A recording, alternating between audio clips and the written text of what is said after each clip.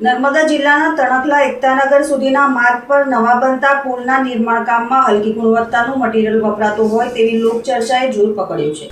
પ્રાપ્ત માહિતી મુજબ ગરુડેશ્વર તાલુકાના આમદલા ગામમાં રહેતા રંજનબેન પંકજભાઈ તડવીના જણાવ્યા અનુસાર તેઓએ રાજપીપળાના એક શોરૂમમાંથી ડાઉન પેમેન્ટ ભરી એક મેસી ટ્રેક્ટરની ખરીદી કરી હતી। થોડા દિવસ બાદ તેઓ પાસે ગરુડેશ્વરના ધોબીસેલ ગામના વતની અને ટ્રેક્ટર લેવેચનું કામ કરતા પ્રેમાભાઈ સનાભાઈ તડવી તેમજ કલ્પેશભાઈ ગણપતભાઈ સોલંકી રહેવાસી રામદેવવાળું ફળિયું સાયલા ખેડાના વતની આ મહિલાના ઘરે આવી ટ્રેક્ટર ભાડે લેવા માટેની વાત કરીને મહિને ₹20,000 ભાડું આપવાની વાત કરી 5 મહિનાનું ભાડું એડવાન્સ ₹1,00,000 આપીને ટ્રેક્ટર લઈ ગયા હતા। વધારે ભાડાની લાલચમાં ટ્રેક્ટરના માલિક મહિલાએ આવીને કોઈપણ લખાણ વગર વિશ્વાસ રાખીને આ ઠગ યુવકોને ટ્રેક્ટર સોંપી દીધું હતું। થોડા દિવસો બાદ તેઓને જાણ થઈ હતી કે ટ્રેક્ટર લઈ જનાર યુવકો ઠગ છે અને તેમની જોડે એક મોટી છેતરપિંડી થઈ છે। તેઓ અહેસાસ થતાં તેઓએ કેવડિયા પોલીસ સ્ટેશનમાં અને ત્યારબાદ રાજપીપળા પોલીસ સ્ટેશનમાં ફરિયાદ નોંધાવી હતી। આ ઘટના બન્યાના 1.5 વર્ષ થઈ ગયા છતાં પણ પોલીસ દ્વારા કોઈ પગલાં લેવામાં આવ્યા નથી તેમ ટ્રેક્ટર માલિક રંજનબેન તડવીએ જણાવ્યું હતું। જો આ અંગે યોગ્ય કાર્યવાહી નહીં કરવામાં આવે તો આવનાર દિવસોમાં નર્મદા જિલ્લા રાજપીપળા એસપી કચેરીની સામે ધરણા પર બેસવાની ચીમકી તેઓએ ઉચ્ચારી હતી।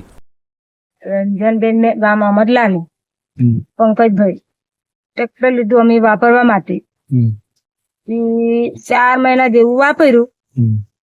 પછી પેમાભાઈ સનાભાઈ ધોબીસરથી આવ્યા કે 20,000 મહિનાનું ભાડું બેન આ લોકો આપે છે।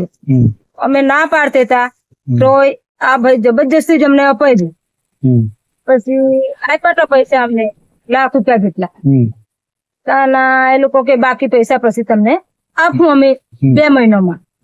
2 મહિનો મેં આવ્યા ના કે ફોન ના ઉપાડ્યા, એ ભાઈ નહીં આવ્યા, આ ભાઈ નહીં આવ્યા, હજુ સુધી એક પૈસો આપેલો નહીં। ને અમે ફોન કરીએ ને ફોન ઉપાડતા નહીં।